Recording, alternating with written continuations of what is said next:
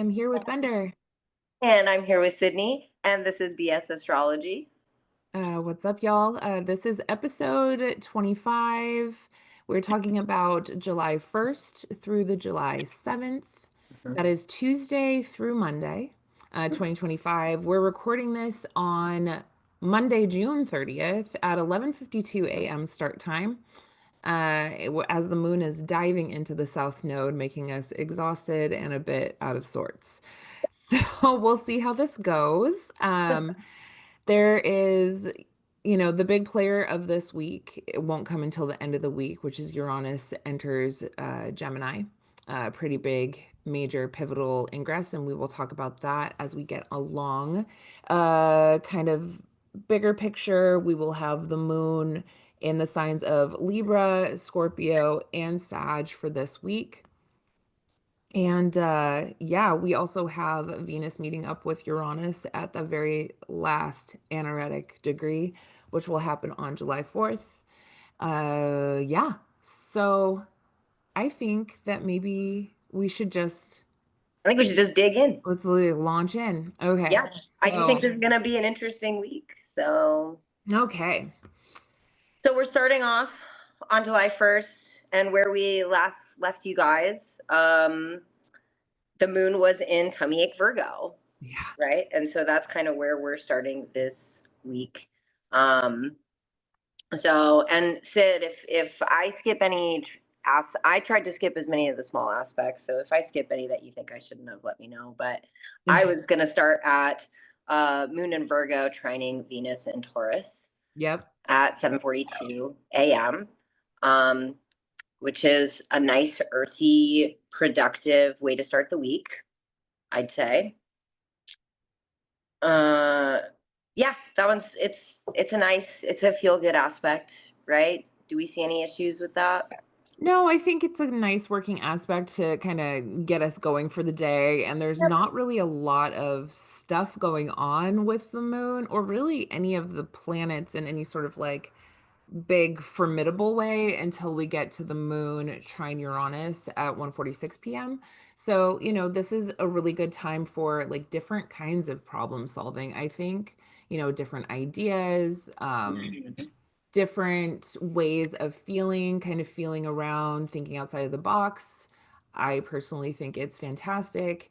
It's going to be happening at that last 29th degree. And I think that there's something important about this week is that, Uranus is anaretic.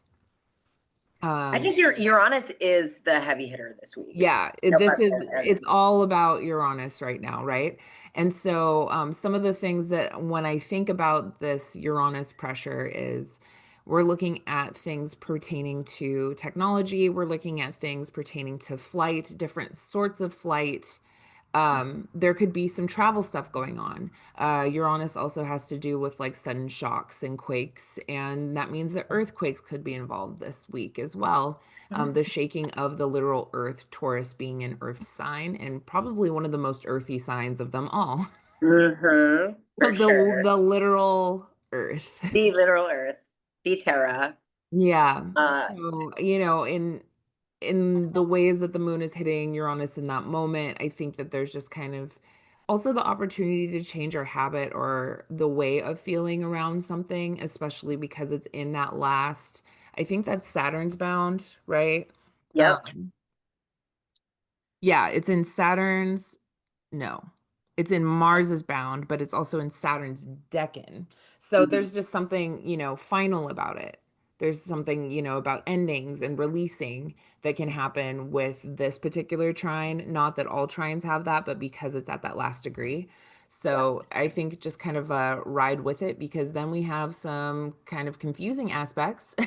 We do, yeah. And I was just going to say, just because we're at that anaretic degree this week, we should, and we're going to be experiencing the ingress this week. Any contact that happens to Uranus this week, we should pay attention to. So, Yeah. yeah, that moon trine Uranus is important. And then about a half hour after we get that moon Uranus trine, moon is going to shift into cardinal sign Libra, just Yep. in time for things to get confusing. So, Yeah. about 5:53 p.m., we're going to start off with our Libra moon opposing Saturn in Aries at Yeah. a pretty early degree. So obviously, Libra versus Aries, we're talking about self versus other. We're talking about shaking up our relationships and our sense of self. Hmm. Uh, it's This could feel like, having a lot of pressure around the sorts of work that you're being expected to do, mhm. weight on your shoulders, a feeling a Weight little, around maybe like responsibilities that you have to your relationships. There yeah, can be a certain weightiness to that, yeah, especially, and there can be a confusion around it because about 30 minutes later, we've got moon opposing Neptune. yeah. It's just like pew Right. pew. So it's Yeah. like, you feel like the weight on your shoulders, and then you're also absolutely confused about and overwhelmed by that sense of pressure, by Exactly. that Like, sense what am of, I supposed to do about it? yeah. And also, when I keep thinking about like the Aries archetype, right? There's a sense of emergency with Hmm. that, a sense of like urgency. Like, I have to do this now. I need to take care of this now. I And need like to a do need this. to initiate, right? Like Yeah. you're like, you feel something starting with Aries. So Yeah. there's a push to move forward, but now, like, and this is what we've been talking about with Neptune and Aries, right? Is there could Yeah. be that sense, but it feels like there's like 10,000 possibilities in front of you as Yeah. far as what to initiate. Yeah. And I And think what we're going structures you're trying to build around that too. Like, to. I think the fact that we are within what 20 arc minutes of that Saturn Neptune conjunction Mhm. is really pivotal, because we are already experiencing certain foundations and structures literally dissolving in front of our very eyes. And we don't know what the impact really is, or whether they'll really stay that way, or whether they're forming into something new. Everything's still very convoluted and confusing. And there's also something about like social norms. I keep thinking too, with the area with the Libra moon, we're definitely dealing with things that have to do with diplomacy, but Saturn in Aries is in his fall, and in so many ways, our government is acting not in its anywhere close to its exaltation, not at its highest No, form, and in fact is not even doing anything. It's doing everything it can to protect itself and its own interests, but not to actually serve the people, which is the moon in Libra. exactly. And also interestingly, just because we talk about like what is customary, the government is also just like on a social level acting totally out of pocket, like Oh, 100%. just acting like goofballs, acting like somebody handed the sixth graders the key to the middle school and just are letting them run it. Like Yeah, it's that's like, what what the are you vibe is new? here. What are you new? And they're like, I mean, yeah, and does it matter? Like, we have the keys anyways. Yeah, exactly. They're like, you're not my mom. And then just like going and running amok. So that's like very much, that feels very much like Libra's, having a standoff with, um, a debilitated Aries, right? Yeah, yeah, So it almost feels like we're trying to police a bunch of fucking children. So which is very much where we're at right now. it is. It And is. at around 8:30 p.m., we get the moon trine Pluto, which, can feel far more psychological. We're getting into the heart of the matter, how we're feeling. Yeah. We're feeling a depth in like not necessarily, I don't consider moon trine Pluto like a crisis. I think it's Yeah. like, And if anything, after the oppositions earlier in the day, I feel like it could actually be somewhat of a relief because I yeah, think Pluto can bring clarity where Neptune was was a like a little revealing, disoriented. right?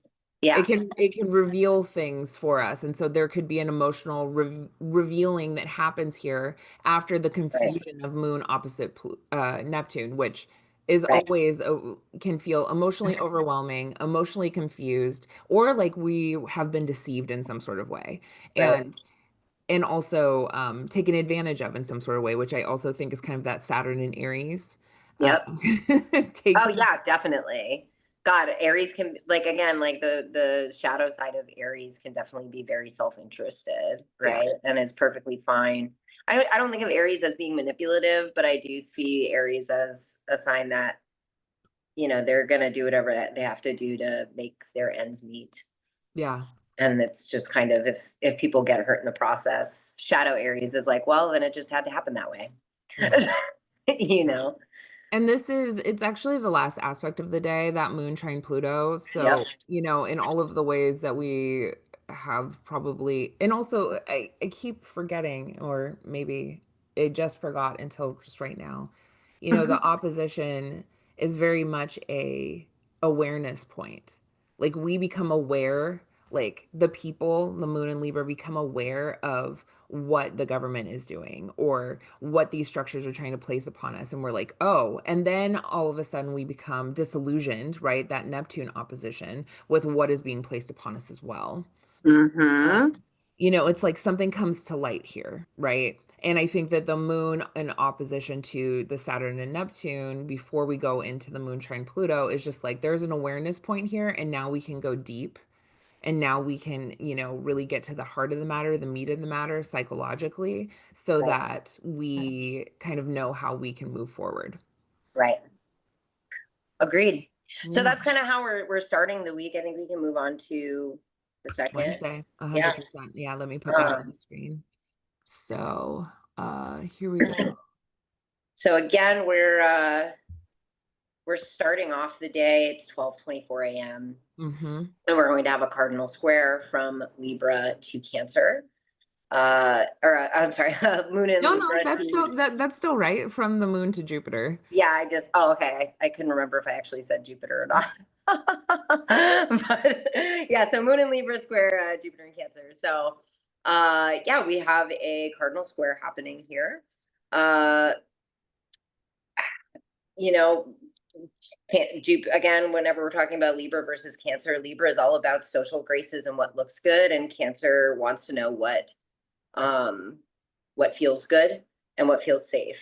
Mm-hmm. Um, and Cancer, I would say, is a little bit more inclined to be willing to sacrifice social graces in order to feel safety or to meet its commitments to whatever it's loyal to. Mm-hmm. So yeah, there's a challenge here between that, but it's happening middle of the night. Could be Yeah. something that we're dealing with in our dreamscape, Yeah. or definitely just something that we may subconsciously be dealing with between like our sense of responsibility to our relationships versus our home and our Yeah. familial commitments. It can be things as simple as that. uh It literally could just be feeling like a little bit emotionally over the top, right? Because Jupiter just expands whatever it touches. And yep. that cardinal square like pushes us to, take some sort of action. So it's like taking some sort of action on our overreaction, Right. perhaps. Perhaps. Perhaps. I mean, for all intents and purposes, right? Like that's an exalted Jupiter and that's a moon in Libra, which is, for the most part, very, very pleasant. It's not in the path of fire yet, which we dig.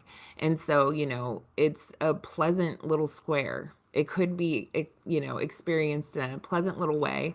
And it also is very close to that mark of the first quarter square that we have for the moon and the sun, which is kind of a crisis point. It's a crisis of an awareness of what we need to do in order to fulfill that new moon promise that we had set for ourselves. And we do experience that uh, first quarter square at 12:30. So that's forming all day. So that moon square Jupiter could just kind of like, as we wake up, we're like, kind of, we got to do something. We need to do something. We need to go out and try to like achieve our goals and do whatever we need to do. We have the moon sextile Mercury. We're able to kind of, I don't know, like float in between like what we're thinking and what we're feeling and in a really conscious way, Yeah. right? And in also a Yeah. creative way. And I think anytime Moon and Mercury meet up, I think Mercury brings a little bit of like frenetic energy to the moon. Like you Yeah. said, it could just be like this desire to explore or be curious or just get out there and do whatever it is that we're trying to do for the day. But I Yeah. definitely get some almost restless vibes for the night. Not necessarily bad, but it's definitely going to be that thing where you're going to wake up and you're going to want to just start working on things. Yeah. uh, and then at 12:30, that's when Moon squares off with Yeah. the Sun. Yeah. So it's still good. Yeah, Sun and Cancer. Again, we're once again looking at this Libra Cancer Archetype. contact. Hmm. So it's cardinal. It could definitely be like an out there in your face kind of conflict. Hmm. And yeah, it's just like what you said before. I think that there can be some emotional overreactions, or maybe that's just like the vibe of the day. Maybe we're just going to be feeling really emotionally heightened in our Yeah. interactions with people today. And I'm wondering if there could be a little bit of surprise in this first quarter square for us. You know, the moon in Libra is being fed by that Venus Uranus in a very close conjunction. They're not meeting yet, but I think that there's perhaps some sort of intuitive awareness around what that Venus Uranus conjunction could be. Or Yeah, also just like we're feeling in surprising new ways, right. you know? Uh, yeah, I think that. Uh, yeah, I think you're right. I think we're going to start getting like the rumblings of some of the bigger things Yeah. coming on this day. We're already going to start feeling it. And I think that, all of this Cancer energy is definitely going to be pushing our emotions to the forefront in terms of how we are feeling about things and what is making us feel safe versus, um, especially, I love thinking about like anytime a Cancer planet interacts with Uranus, because that must be just so stressful for Cancer energy. you know, where they're like, this is my land, this is my place, this is my comfort zone, and Uranus is going to come in and mess with that for Cancer. So, Yeah, like in the kind of in the background, right? Because right. I mean, at the very least, I think the nice thing about Uranus being at its anaretic degree is that the Sun and Jupiter aren't really, they're in a somewhat stressful semi-square aspect to that Uranus. So I think that there's definitely something forming, but that's nothing that we're going to see now. I don't think we're going to really quite understand what that is until we get an actual contact between like the Sun and Uranus once Uranus ingresses into Gemini. Right. But there's some surprising, I think that there's just like a surprising fresh feeling of like really being pushed to action and maybe a little bit of like electricity in the background with that moon and Libra being fed by that Venus Uranus. And it is in a stressful sesqui square. So it is frustrating. It's like, I need to do this thing. I need to be, more congenial. I need to make this deal. I need to make this connection. And yet, like, something isn't necessarily, we're not at the part of where like hands are shaken, right? Right. And like a deal is made. Instead, it's like, oh no, we need to negotiate, right? The square. Like we have to figure this out. And Yeah. it feels kind of weird right now. Yeah. Like we have to make a compromise that nobody's happy with. That's always Yeah. what I get with Moon Square Sun is you're always just making a compromise that nobody's happy with. Yeah. It's Yeah. like my internal feelings and my external feelings are neither are going to be validated right Yeah. now. Yeah, I definitely, from just like the vibe of July 2nd of this Wednesday, right? Of this Mercury's day is a like a crisis point that also has a lot of frustration to it, just with the aspects involved, the squares and sesqui squares. And we Mm. don't really get much of I don't know.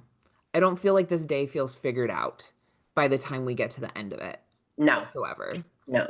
We still have that anaretic Uranus. We have, Venus and Uranus that are very close to each other. Jupiter is very combust.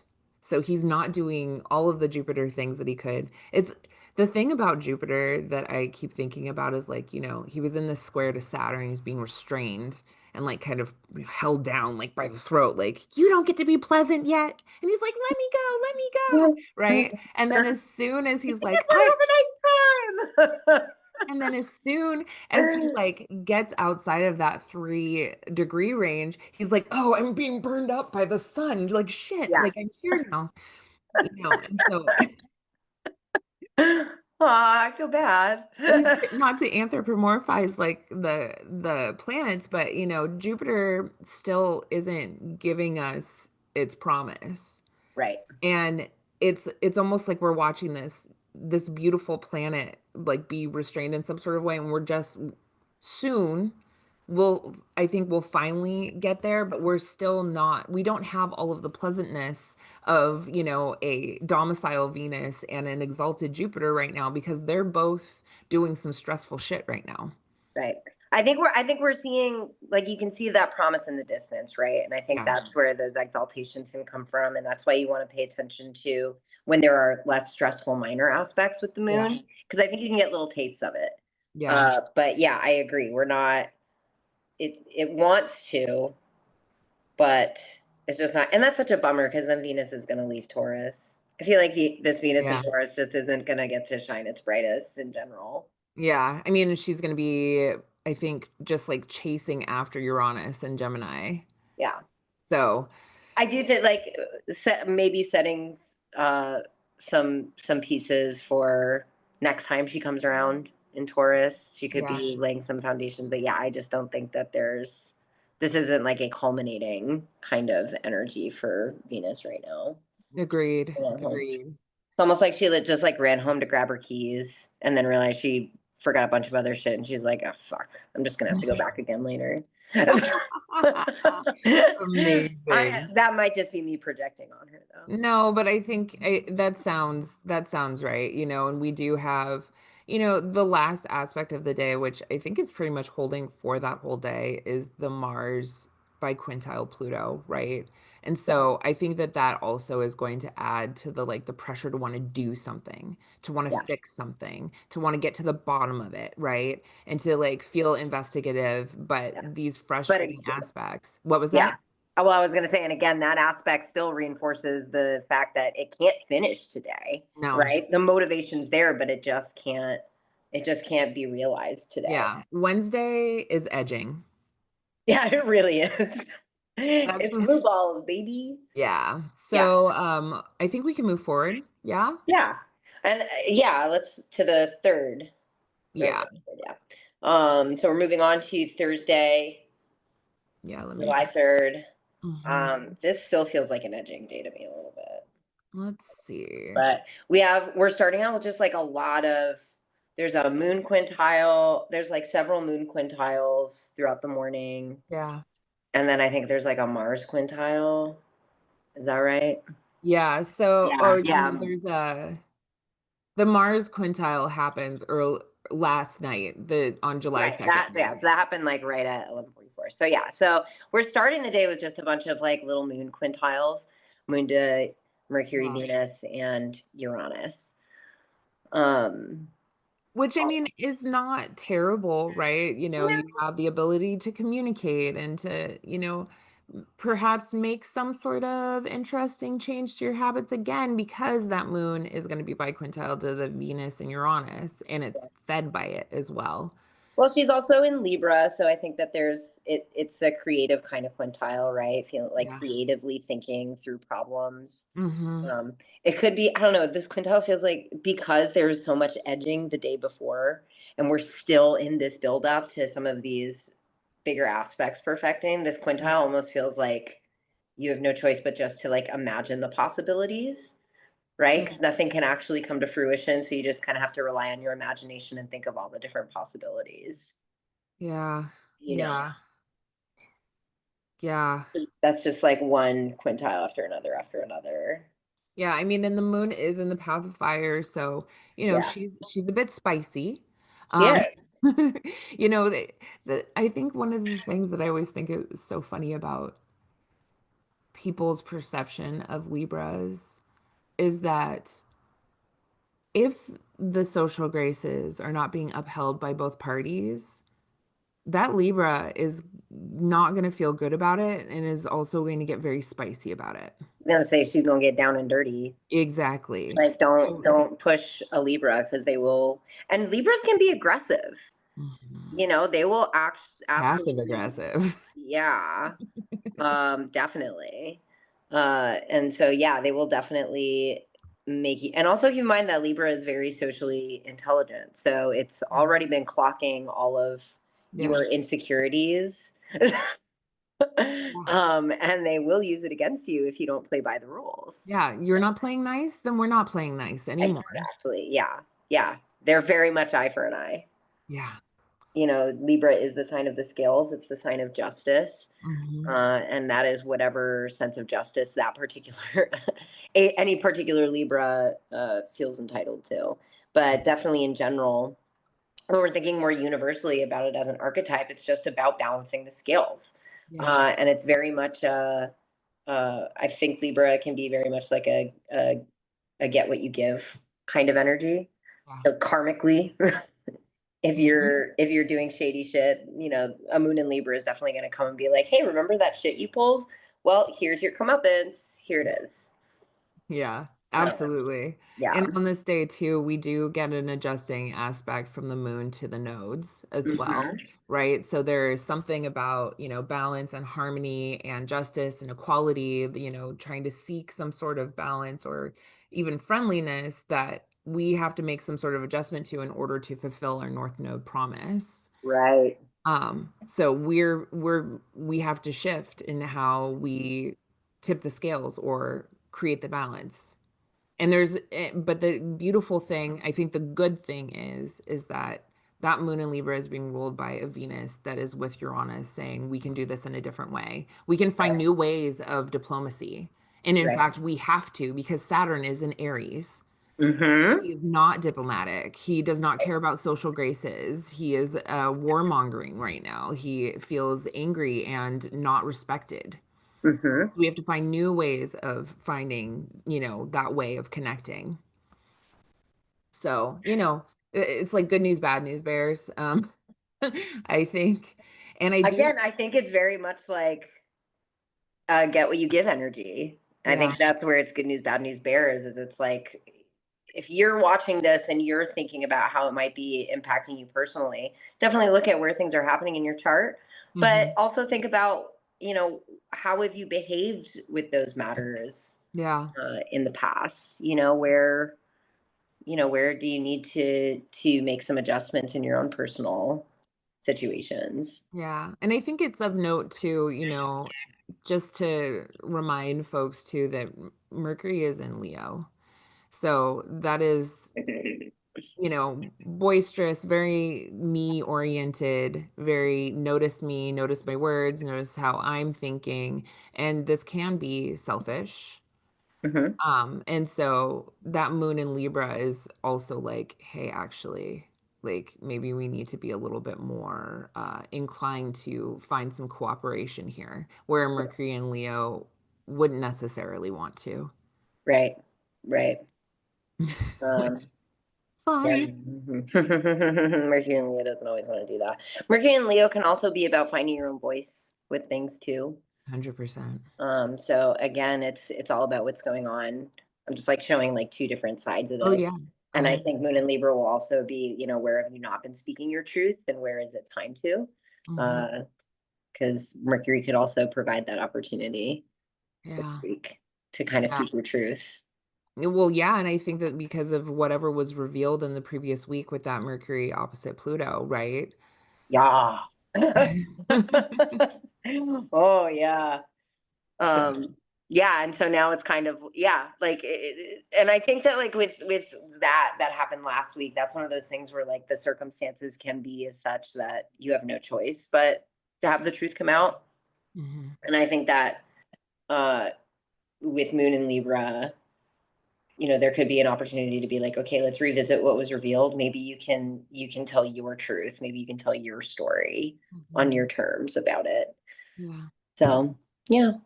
And then I think, have we talked about the Moon Chiron opposition at the end of the day?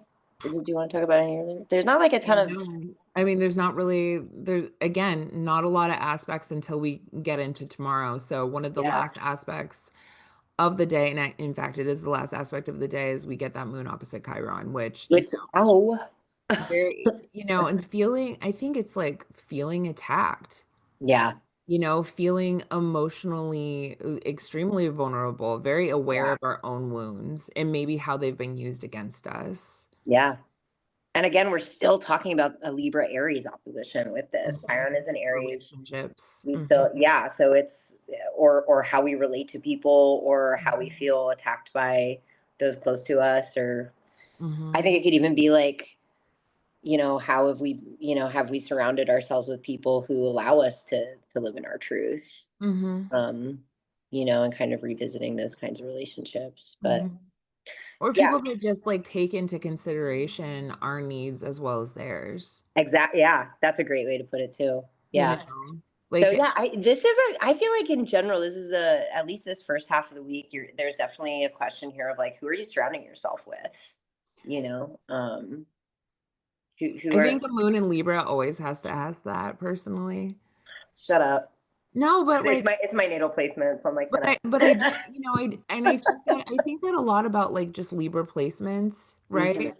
Yeah. There's so many lessons. Like I have my Pluto and Saturn conjunct are in Libra. And so there's a lot of Libra lessons that have to do with who do you surround yourself with?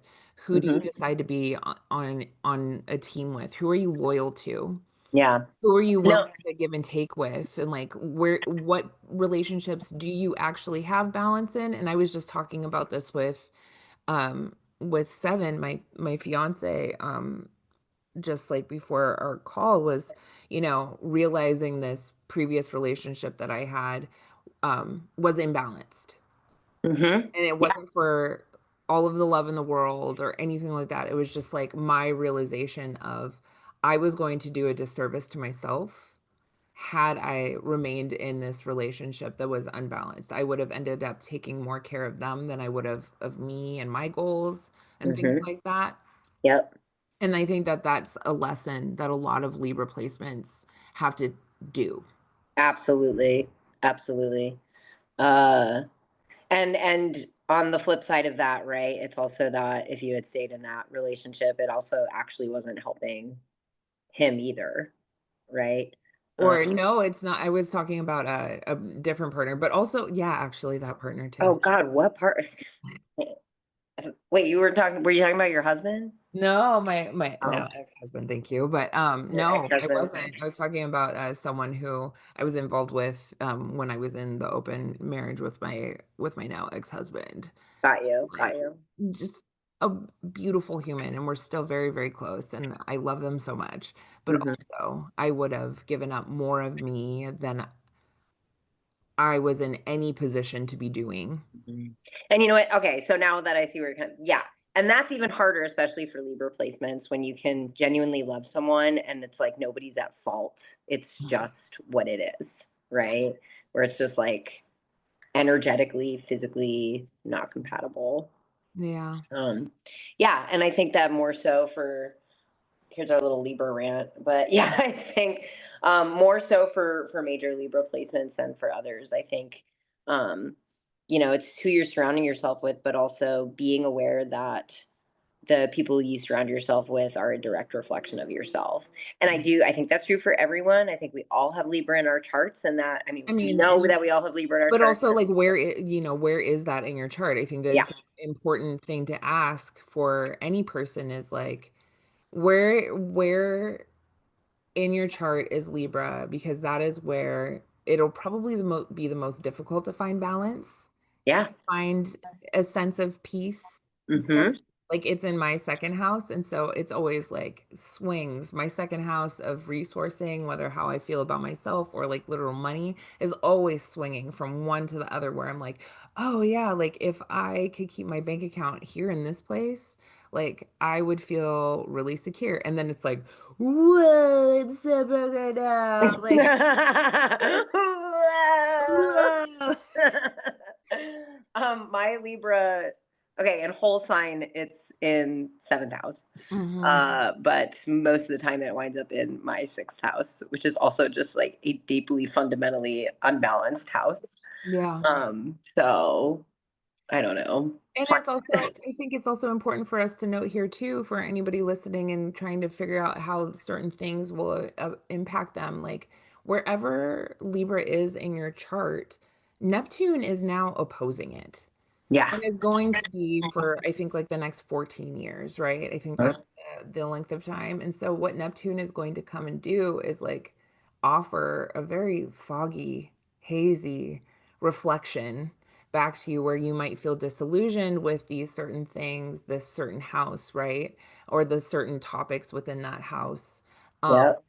or the topics of the house that is transiting, where like whatever you thought was really solid is now literally dissolving for the next 14 years. Something is changing here and it's probably a little bit more gentle or slippery. It's not like a Uranus transit, but it's something Yeah, there's is not there aren't necessarily with these Neptune transits these like these like distinct moments. yeah, Like you said, it's almost like things like fade into the fog and fade yeah, back in.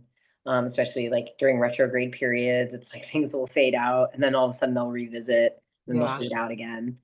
Um, yeah. I just think it's good to like I always whenever I'm thinking about transits, it's like we tend to think about the planet that is transiting whatever house, but we often forget that it's opposing another house. And so it is also showing there's an awareness point that's happening. It's not, it can be two things. I mean, it's multiple things, but those two things are happening simultaneously. So, um, should we move on anyway, so to, there's your Libra vibe yeah, for today. Um, should we move on to our nation's birthday? to our nation's Our birthday. nation's birthday. Yeah, so let's move Um, on. Our Cancerian country, yeah, 4th of July, yeah, let Independence me Day. let me put up the chart for Friday, July 4th, which sucks because the fireworks in Oakland are going to be absolutely insane. Such a nightmare. Poor Lamont. Is he going to be okay? We're getting him some gabapentin. We might ask a friend if we can go stay up in their house in like Napa or something. But I don't know if like I mean fireworks will be less, but they'll still be there. Yeah, yeah, no matter where you go, there's going to be fireworks. Yeah, but okay, so July 4th, we got Friday, that's Venus's day. Venus is going to ingress into Gemini on this day. Yep. She's going to do it in the morning. Venus in Gemini is a flirty, flirty little Venus.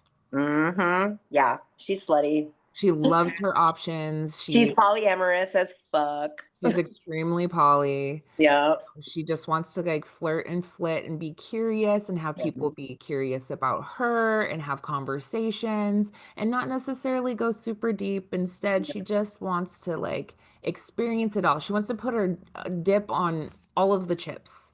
Yeah. Depending on I mean, it depends on your placements. I think that Venus and Gemini is really cute. Oh, I love Venus and Gemini. Yeah, it's Like, cute as hell. like she's so social and, able And well to. intent, she and like this is the thing that people mistake about Gemini because everyone's like Gemini's two-faced, and I'm like Gemini is always well intentioned, just not always responsible, right? But I realized too Or I'm sorry, Gemini is always. I don't remember if I said Venus. we Gemini is always well intentioned.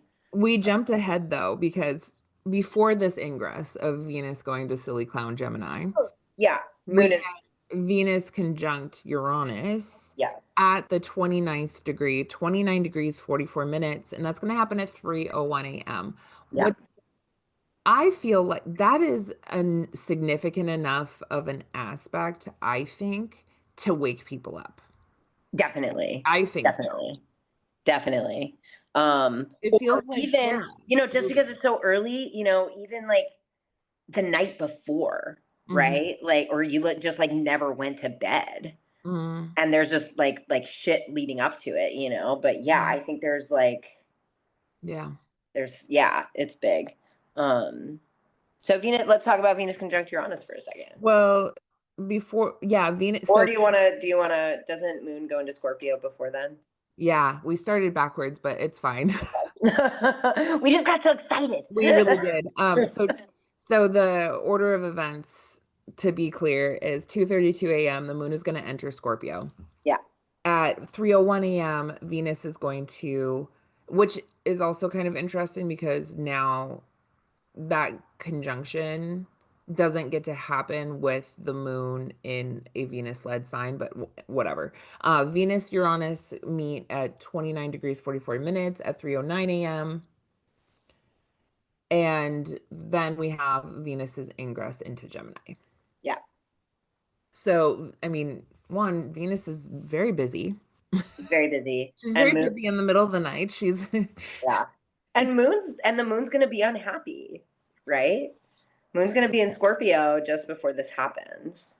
There's an Uh, intensity there for sure, right? And like I think with Moon and Scorpio, and I have Vesta on this chart, and you can see that the Moon in Scorpio is going to come and meet up with Vesta at 6 degrees, probably early afternoon, maybe like 1 p.m., 2 p.m. or something. mhm, The Moon in Scorpio is really going to be asking itself and trying to get to the bottom of like what really matters to it. mhm. What am I really investing in?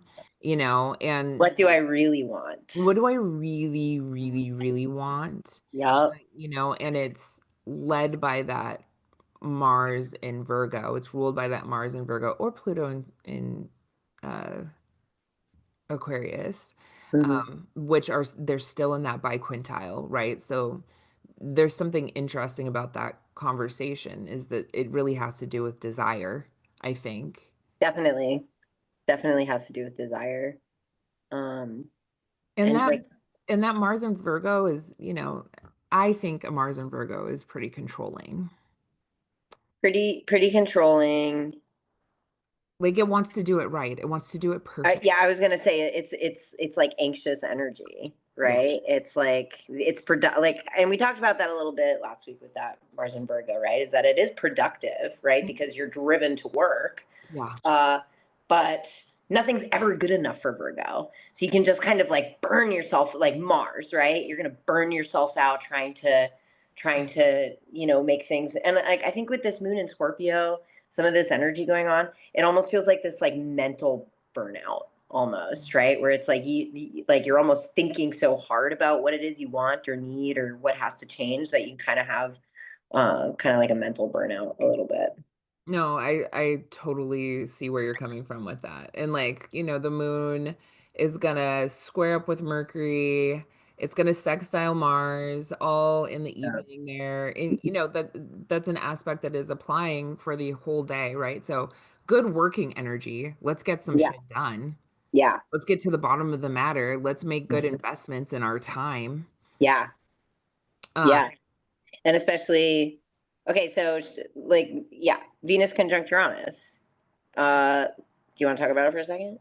yeah, We yeah. jump into that because yeah, what you're saying is because I think that that's the big moment of the day Mm-hmm. is Venus conjunct Uranus. I think this is. I've been curious about what's coming up with this particular conjunction.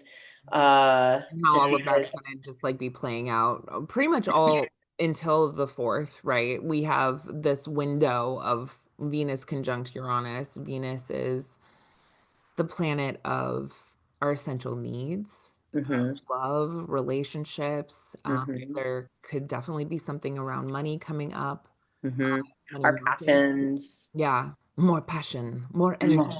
More passion.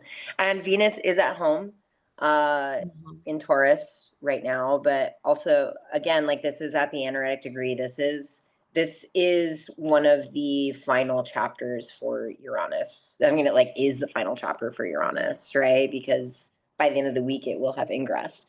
Mhm. Um And this is the last time that they will meet in this sign for 164 years. Uranus is 164, I think. yep, yeah, something like that. So, parting shots. Yeah. There's Yeah. some, and I think there's something final and ending about it. And Yep. I'm wondering, my brain, as I was thinking of, this happens and then Venus goes into Gemini, where Uranus loves. Hmm. Very, Yeah, Uranus does love it. That's the other very thing excited is to like go into. Uranus is into it, Yeah. right? I wonder if there's going to be some sort of information or news about cryptocurrency, because of Venus being in this, she is money.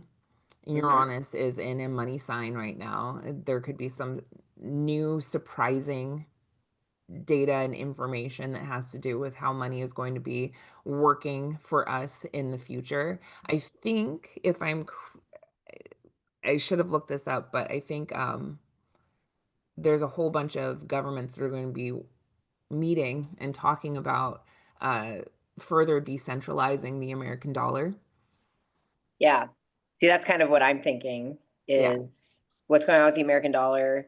They recently discontinued the penny, which is like, I guess optics wise doesn't seem like a big deal, but I think more about like what is being communicated through us devaluing these currencies that have kind of had a stronghold on us Yeah. um, for, however many generations.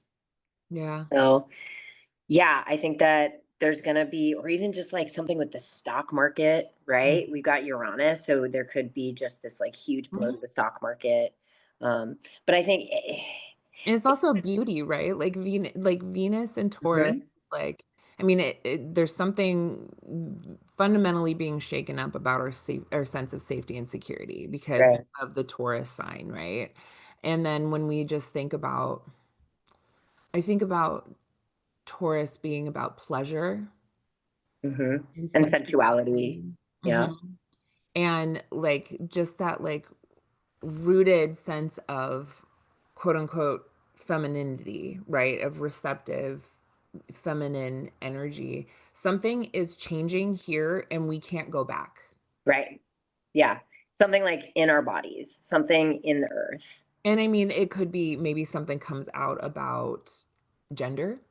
I Um, was gonna. I think that there could be something about bodies, about who gets to feel safe in their body, mhm. right? Or what has previously prevented us from feeling safe in our bodies. It could be any of those things. But Yeah. yeah, I do think that gender or women could come up with this. Oh, 100%. And wasn't it just India just ruled that trans women are women? Yeah, which is huge for that country. And is also, yes, huge for that country. Absolutely fucking phenomenal. And also, I think is very Venus, Uranus coded. Yes, And Venus and Uranus are within that conjunction range. So, like, all of the news will be coming out during this time. Like, this is, right. And it's interesting that you say that because also Trump just signed that bill saying that trans women can't participate uh in sports. yeah. I mean, So, we like, we have this, regress. and it's very weird, right? Because historically, the U.S. is a much safer place for women than India is, and I think that's very Venus Uranus coded. That there seems to be this like this code switch, this Rapid change. yeah, this like role switching that seems to be happening. That feels very Uranus. It's very queer. Yeah. So, and yeah, and that leads me to I think that this could be a very big conjunction for people personally, depending on where that conjunction hits in your chart. Hmm. This is going to change up how you feel about relationships, how you feel about relating to people. It could definitely shake up your money situation for better or worse. Yeah.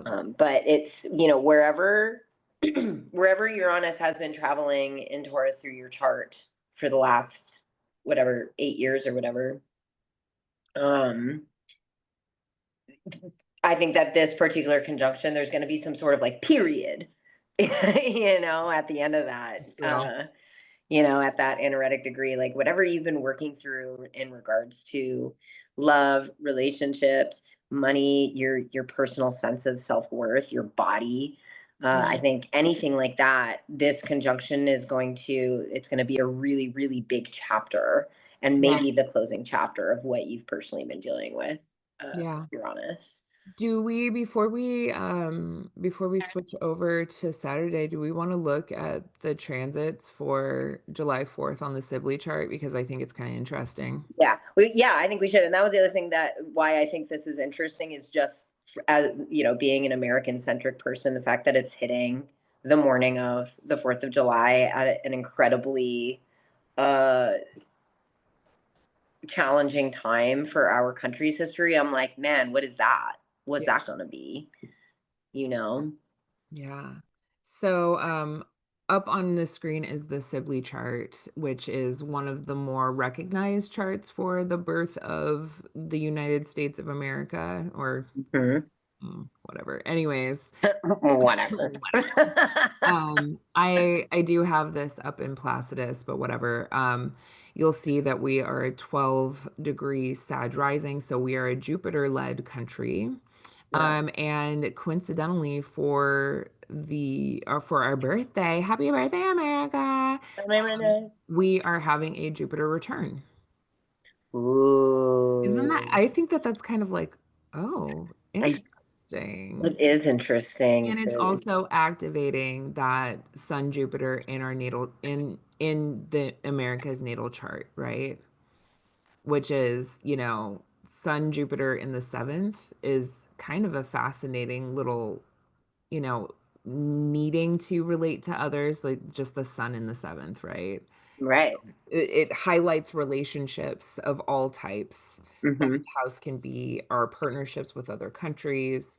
Um, Yes, that's what I was going to ask is when we're talking about the seventh house in terms of the country, are we talking about like whole country relationships with whole other countries, or are we talking about like yeah, dictators being buddy with other dictators?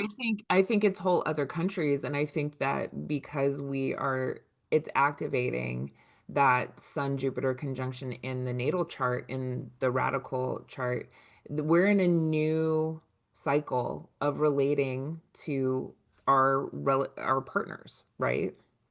Yeah.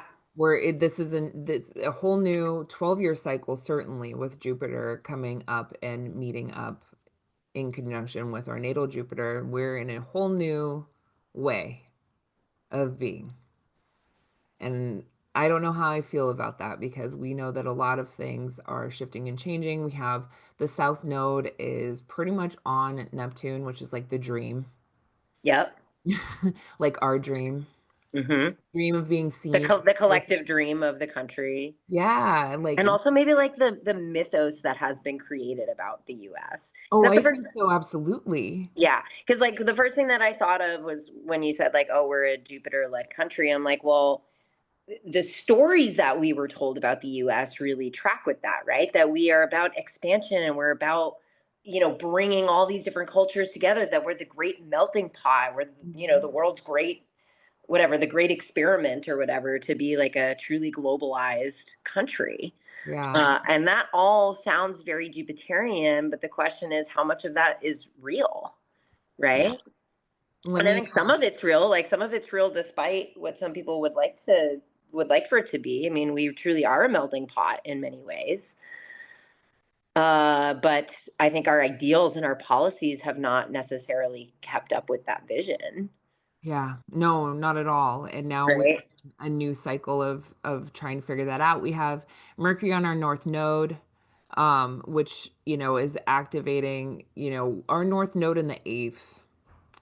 I think that there's something around, always around crisis with the eighth house stuff. But, other people's money, Yeah. Yeah. resources, Yeah. right?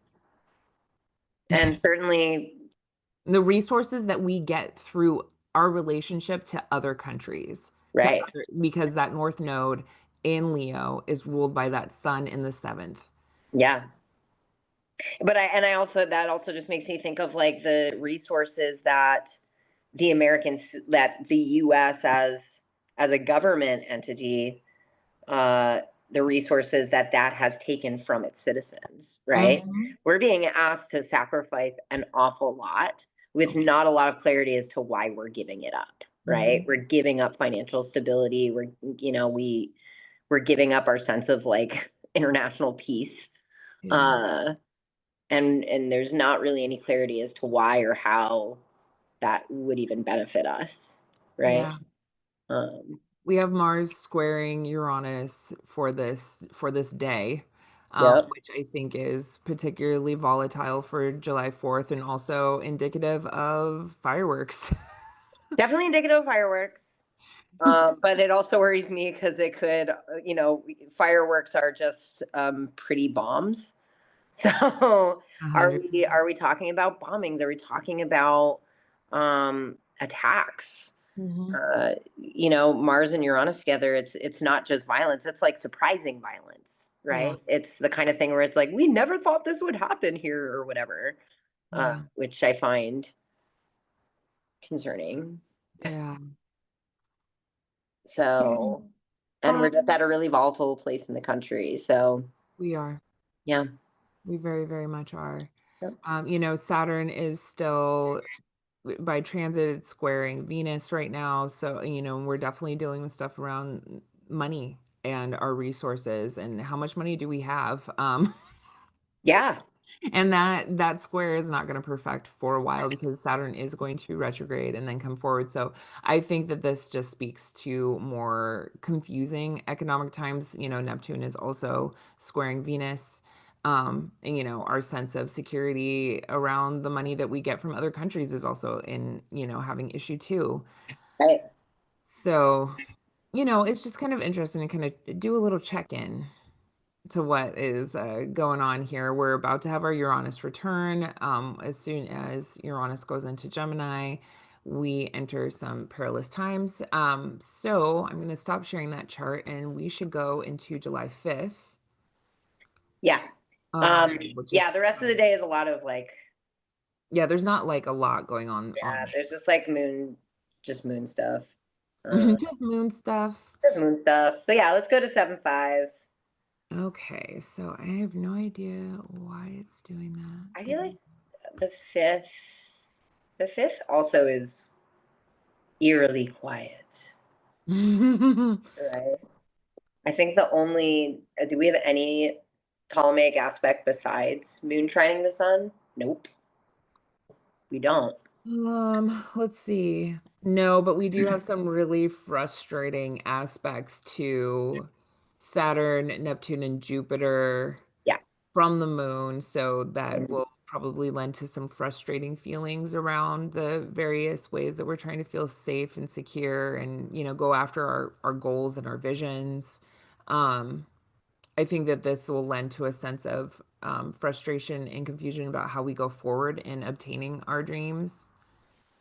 Um, And also, we have that moon sesqui squared Jupiter, and it's not until the evening, but it's forming all day. And Hmm. Jupiter in Cancer has the goal of being secure, right? Moon in Scorpio is also very security minded, but far more, I don't want to say, I'm going to say it, vindictive. I Um, it can be don't want to say it. I'm going to say I'm gonna say it. it.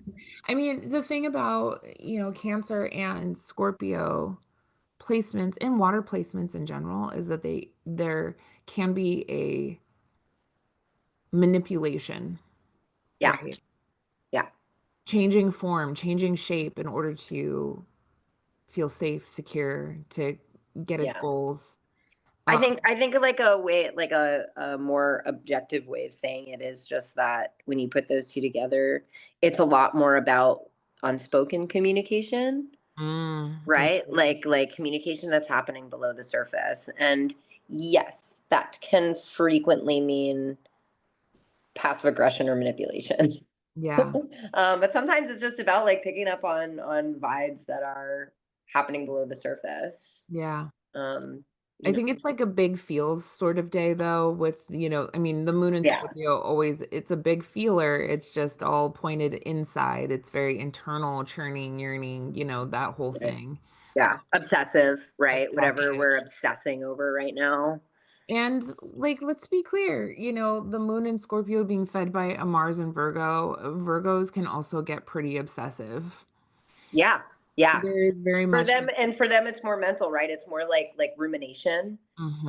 and just like trying to work a problem to the point of burning yourself out. That's much more Virgo. Hmm. Whereas Scorpio is definitely more about like emotional obsession, Yeah. But yeah, two. It's part of why Scorpio and Virgo, I think, have an understanding between each other. Oh, 100%. Yeah, uh, 100%. But I yeah, do think that there's something, a little bit, I definitely the intuitiveness of the day, right? With the moon and the sun being an intuitive sign and being in trine, they're picking up what the other one's putting down.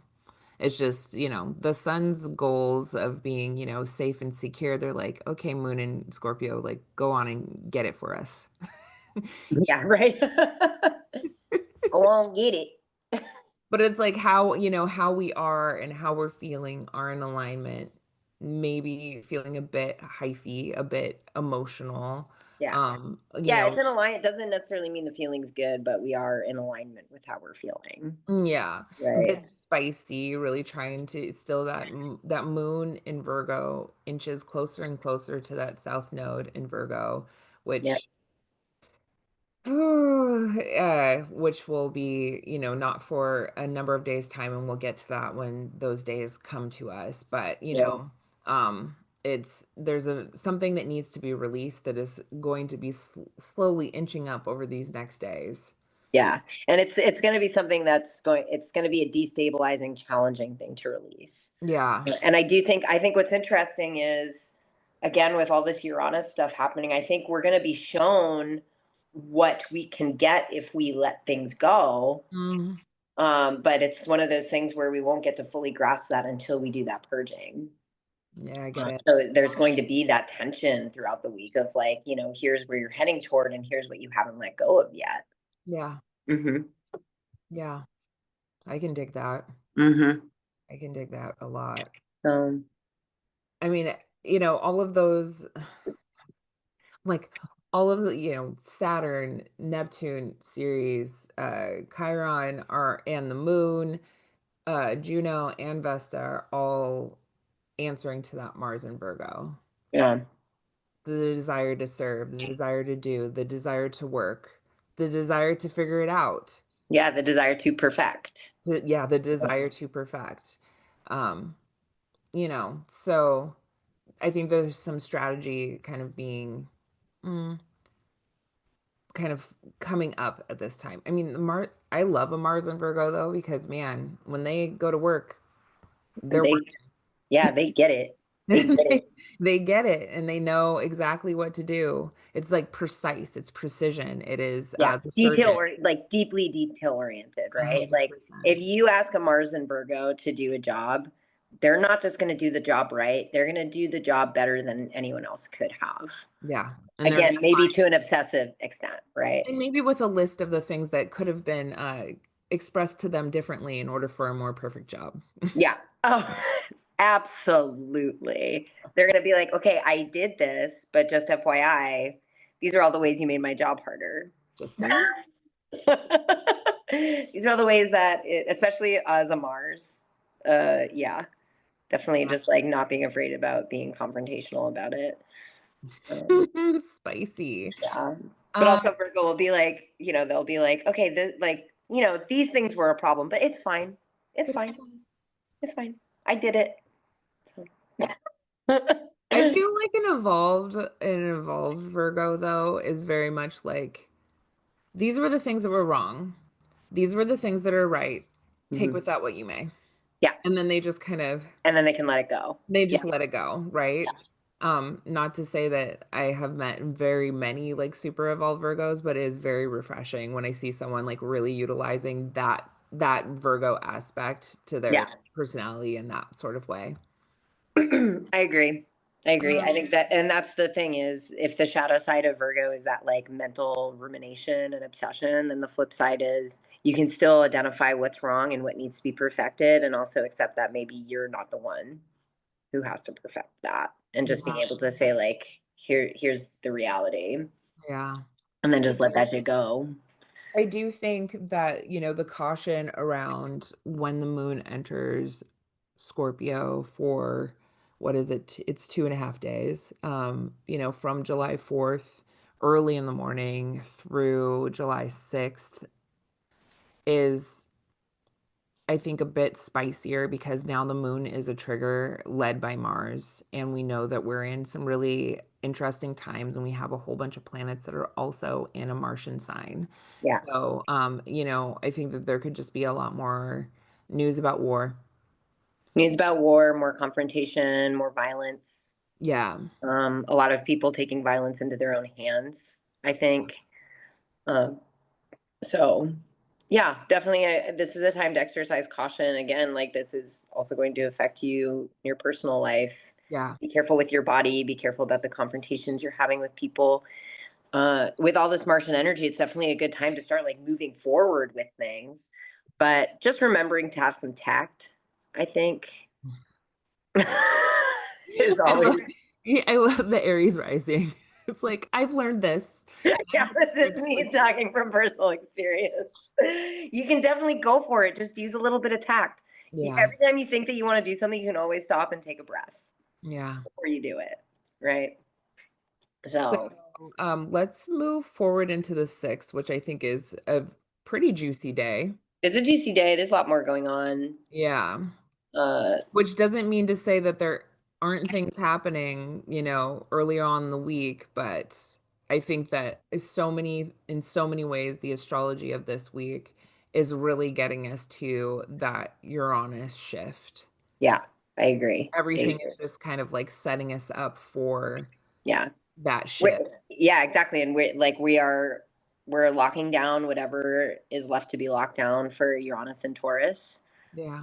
Uh, Picking up whatever we need to.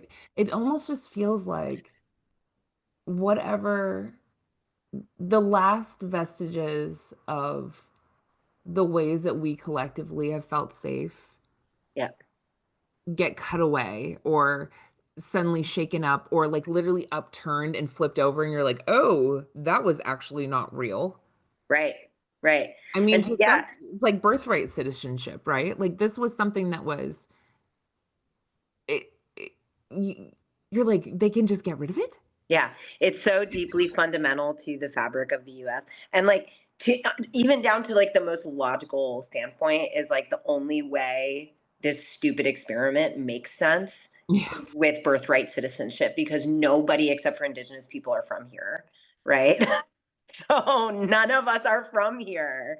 So the only way that this experiment makes logical sense is for us all to have birthright citizenship. Yeah. And I think it's funny because they're not, white supremacists or, stupid MAGA people or whatever are not considering that if you take that away, that means that nobody's safe. No, there's Nobody is granted citizenship if we don't have birthright citizenship. What even are we doing here? yeah, no, their mental gymnastics are stuck at What? the almost a somersault, but there's nothing else. A Tuck semi your head, somersault. tuck your head. We're introducing a new aspect. It's the semi somersault. Oh my God. Okay.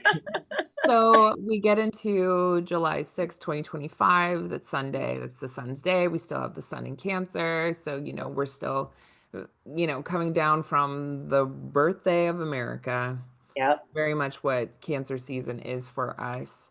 Yep. Um, the moon will start, at the very last parts of Scorpio for Yep. us. And that means that he is really wanting to end things. He's in Saturn's bounds, which is, I think he's feeling pretty disrespected and really, really spicy by this Yeah. point. So I really do feel like even until the afternoon that we're feeling pretty riled up, and we also have the moon applying to an opposition to Uranus in Yeah. Taurus, which I think is that trigger before Uranus's ingress into Gemini. Yep. Uh, Yeah. I agree. I liked what you said with the moon feeling disrespected, yeah, being in Saturn's degree, right? Because I think there is this sense of it's like you've gotten deep to the heart of the matter, but there's still these like external pressures that are keeping you from being able to fully step into that truth right now, yeah, right?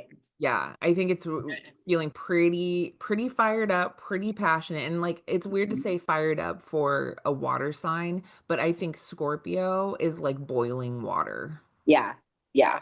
It's a Martian water sign. It's a It's always got Martian. heat to it. It's like it's a geyser. It's a volcano, right? Yeah. So Yeah, and soon on its ingress into Sag, it'll make some really passionate, fiery trines to Saturn and Neptune. yeah. Um, but So when let's we, while we still have Moon and Scorpio, yeah, let's talk about what's going on because it's still gonna be there for the first half of the day. yeah, And we're starting with a Venus exile to Saturn. beautiful working aspect. It is. It's a beautiful. Again, Saturn always brings a solemnity to things. Uh, The solidity, it's trying to kind of like bring yeah. things down to earth, even though it is in a fire sign. But this is social. You Yeah. know, that Gemini Aries thing going on with it is very social, but Um, it's also like I think this is like the handshake, right? right. Yeah. I was actually going to say that is especially after that Venus Uranus conjunction a couple of days prior. I think this Venus Saturn is very much like, okay, this is the new path that Uranus has put me on. So now I'm Mhm. going to commit to it. Right. Yeah. It very much feels like it's Venus kind of agreeing to go with the flow of whatever got shaken up for it in the last couple of Mhm. days. Yeah. Uh, yeah, Venus can take it now because she's in a mutable sign. yeah, She's able exactly. to. She's like, yeah, exactly. She's in Gemini now, so now she's like, well, now I'm kind of curious about what's all this new stuff, you Yeah. know. So that's probably as pleasant as it can get for a Saturn transit for Venus, and then a little later in the morning we get Venus sextiling Neptune, which again I think is really these are two really nice supportive things where it's like this is the vision, Mhm. and It's this the is dream. yeah, this is the dream. And it's new, right? It's that crescent, so that for right, yeah, it's a crescent sextile. It's that first emerging, like this is the new dream. This is the Yeah, new idea. exactly. And with that Going Venus Saturn forward. sextile, it feels possible, Mhm. right? It doesn't feel like this distant dream. It's like, oh, this is a dream that like I have all of the tools right in front of me to make this happen. Yeah. So that's And pretty great. yeah, I mean she's a cute aspect. I am not mad at her. No. I'm not mad at her at all. We get some little spicy things going on. 3:04 p.m. though, we get to that moon opposite Uranus. Yeah. So this is when right before the moon leaves Scorpio, it's feeling Mhm. disrespected and Yeah. it's potentially has the opportunity to act pretty irregularly, Yeah. pretty out of Especially pocket. because also this is going to be one of the very last Uranus Yeah. transits before it ingresses into Gemini. Yeah. So again, I think this is a slightly bigger moon transit than Then we you would might. think. Yeah. Yeah. Uh yeah, just some kind of shakeup emotionally. Some shock, Yeah. I think wild, it's almost like a flash of anger. Yeah. It Like, feels like it's going to be, it could be like an external thing where it's like, oh, you're finally coming to peace with how things are happening. And it's like, no, here's another surprise. yeah, You know? And then you're 100%. like, oh, fuck, I wasn't planning on that. You know? Like, you know who you don't want to make angry? A Scorpio or a Taurus. Yeah. The two worst signs to make angry because they Like, will destroy you. for real. We Yeah. don't, and so for all of the ways that, Taurus, anything in Taurus is like, oh, it's pleasant, it's, it feels safe and secure and loving, and but sure, Hmm. until you fuck with her. Yeah. Until you challenge what makes her feel good. Or what makes her feel secure, right? And But that's the thing is, I think this is a huge insecurity mhm, moment, right? Where it's like you've been trying to be okay with these new changes, but then you come to terms with the fact of like you almost like have to deal with the reality of why it makes you feel so insecure, yeah, right? yeah. And like if we were to see, just to like relate it to a natal chart, if you see a moon Uranus opposition in a natal chart, you know that however this person experiences their emotional nature is completely different and alien to most other people's, and how like they react is very different Hmm. to how other people would, and it's kind of unexpected as A well. little unstable, Yeah. I right? think that, yeah, there's an emotional volatility that exists here. And it's like, it isn't what you see is what you get. Yeah, no, there's like a manic energy to that, right? Yeah. I see a little bit of a manic energy when I see that in a natal chart where uh it's like triggers that would just be like a minor trigger for other people. If you have that moon Uranus opposition in your natal chart, Yeah. small triggers could set off what seems like a really unrelated or overblown reaction when really it's like there's a lot of different things that have led up to that reaction, Yeah. right? that just kind of like sets it off on this new path. So yeah, this is definitely going to be destabilizing. And again, because it's one of the last uh aspects for Uranus, I just feel like Mhm. it's going to be big. It's again, it's going to be a period, right? Mhm. It's like, honey, this is dead. And now I'm going to go into Gemini, so let it fucking die. you know. Yeah. And then we Especially like go, Moon and Scorpio, right? It's like, bitch, this is dead. Like, it's time to be reborn. This is dead. And yeah. here's your reminder. If you thought you were going to get a little comfortable, here's your reminder. It's time for this to fucking die. Yeah. So, yeah, Yeah. that's going to be a fun thing. And then right after Moon goes into Sag. Yeah. Moon goes into Sag. He's like fucking him out. yeah. I Goes into Sag at 3:06 p.m. So it's going to be literally minutes after that Moon Uranus yeah. opposition. It's Like, almost like he throws the bomb and then he's like, peace. yeah, fuck this shit, I'm out. I'm gone. Yeah, very Scorpio. I'm gonna ruin your life and then I'm gonna disappear. Yeah. But the moon in Sag is definitely a vibe shift. So yep. it's like whatever comes up, whatever gets shaken up, whatever like the lightning bolt happens, right? And then all of a sudden there's relief because Yeah. of that opposition. It's like a boil burst, Yeah. right? Yeah. It's like the pus oozes, and now we're like, oh, great, okay. Like, Yeah. let me wipe that off. I'm gonna go. Oh my God, that was disgusting. I, but like, I mean, I'm gonna wipe that off. well, But you're right. You're right. that's what I think about like with the opposition, right? Is like there's like a boil coming up and up and up, and then all of a sudden you see, how damaged the skin is underneath, or whatever comes to light. hmm There's some sort of culmination here. But hmm because of the Uranian aspect of this, and it has to do with Moon in Scorpio, which is like intestinal, Yeah. it's like shit. Literally, like that is. Diarrhea. Yeah, we're doing so good today. But it has to do with, the guts Yeah. of the matter. Yeah. That it's like something is now oozing, but Yeah. now. Something has literally been disemboweled, Mhm. right? Well, not literally, but something has been disemboweled. Yeah, Yeah. that's kind of what it seems like the Mhm. cow has been. And yeah, and that's why it is a salve when Sag comes in, because Sag very much has the energy of like being able to look at the guts all over the place and being like, well, at least now we know, Mhm. right? Like now the guts are here. And let me quote Plato about it. Yeah, exactly. Let me start to wax poetic about these I know what the guts. reason was. Yeah. So, at least there's a vibe shift. Whenever the moon goes into Scorpio, I always go, well, at least Sag is next. Exactly. Exactly. But we do So get that really like it's a really frustrating aspect, the sesqui square from the moon to the sun, which is like I have all of these things I need to get done, and I can't.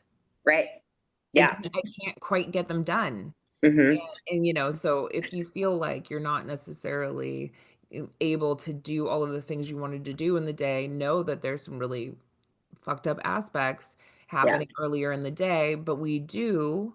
I think a cooling down happens 3:25. We get the moon by quintile Jupiter. So that Yep. kind of brings a sense of like calm, maybe a balm. Yeah. It's definitely like the dust settling, right? There was the bomb and now the dust is just settling, and it's Mhm. almost that eerie quiet Yeah. after things happen. And I think our next major transit, did you have any other minors? No, it's just the Yeah. moon trine Saturn, moon trine Yeah. Neptune. Yeah. So it's those things happening. And that doesn't happen until 6:53 and 7:26. We Yeah. got Moon trine Saturn, trine Neptune. And again, whenever we have those Saturn contacts, uh, this is a fire trine, so it's definitely motivated. Mhm. But I definitely feel like it's like, okay, the bomb was dropped, the dust has settled, and now Sag is like, okay, what do we do next? It's like emotional resolve.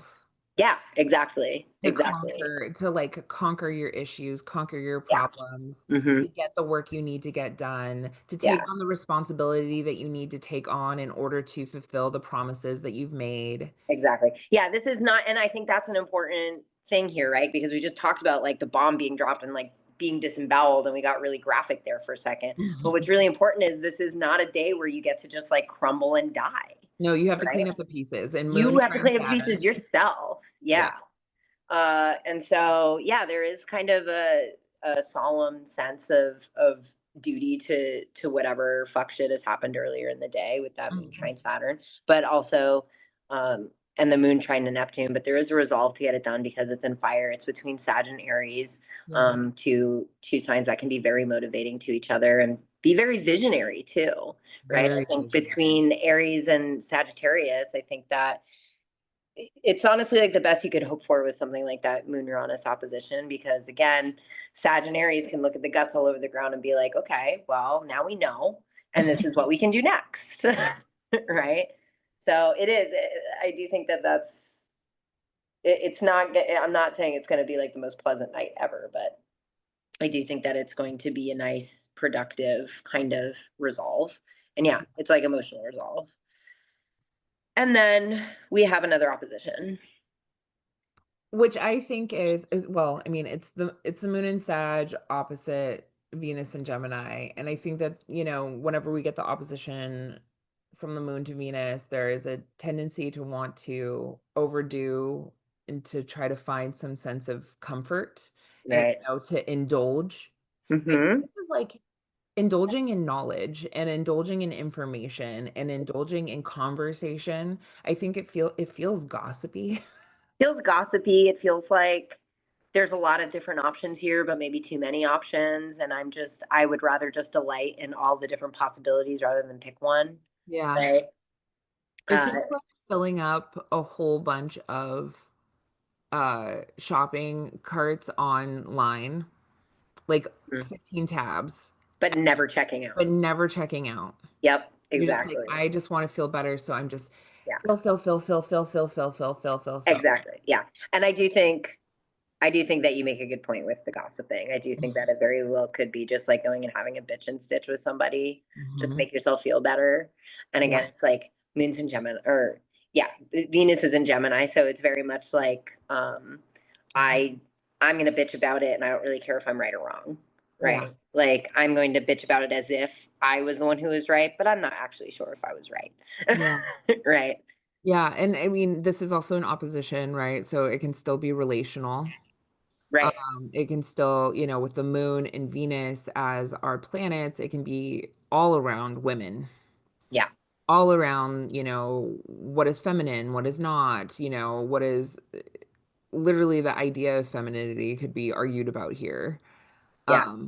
Just issues with women. Like I expect whenever I see some kind of almost stressful stuff with Venus, I always know that there's about to be some drama in the burlesque industry. Like I'm about to Mhm. see some flare up Yeah. somewhere. Super fun. I mean, if you just hang out with a lot of lesbians and dykes, also, anytime you get something like this, just some kind of like lesbian Cheese drama. may. I know. Yeah, lesbian cheese may. Yeah, exactly. Lesbian cheese. At 9:05 p.m. we get the moon sextile Pluto. Hmm. So this is the ability to go a little bit deeper than a Sag would want to. Yep. This can be, I think, being able to like literally wax poetic about how you're actually feeling. Yep. Um, Doesn't there, want to actually feel it.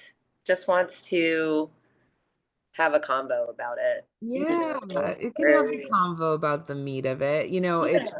still social signs, right? About adventure and community, and there could be something here about maybe about justice and community. Yeah, I think so. Especially depending on what some of these previous transits have brought us throughout the week. There could be very intentional conversations. Again, these are social signs, so these could actually be people coming together to organize and to talk about what do we Yeah. do next, right? Well, and like the moon in Sag is like a moon, not just able to wax poetic, right?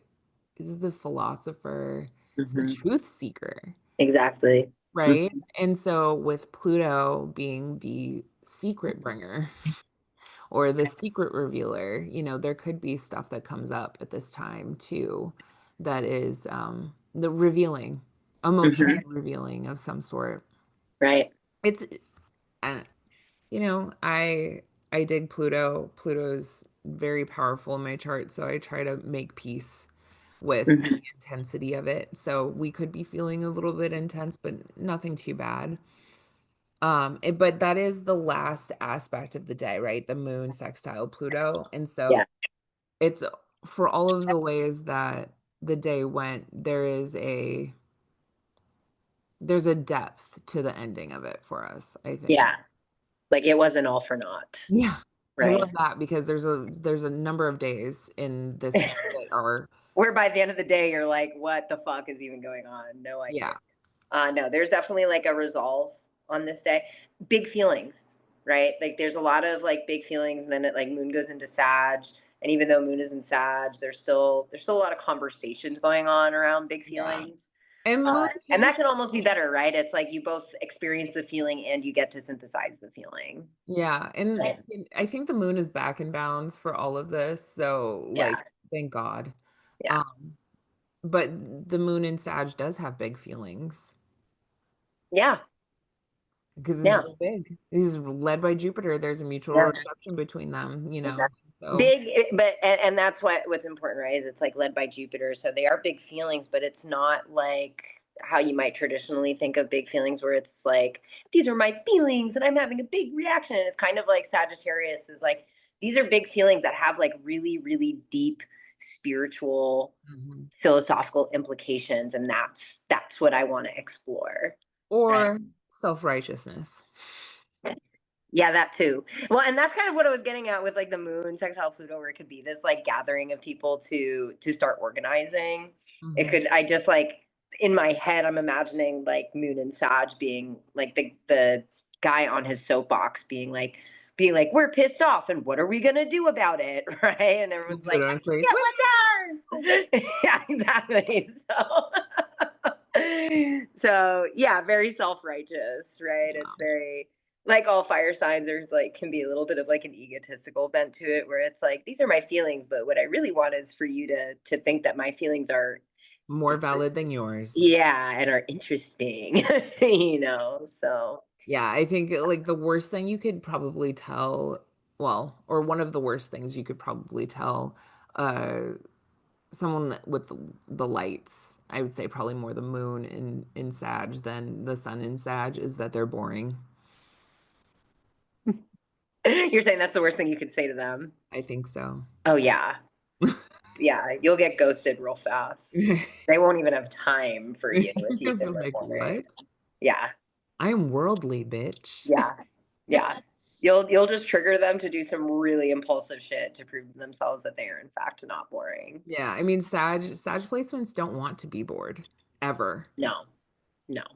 Explore, And they're explore, always explore. judging everybody else for being boring, Yeah, right? So if someone like boing flipped them with that and sent that energy back to them, yeah, yeah. that's the worst thing you could say to a moon and Sag.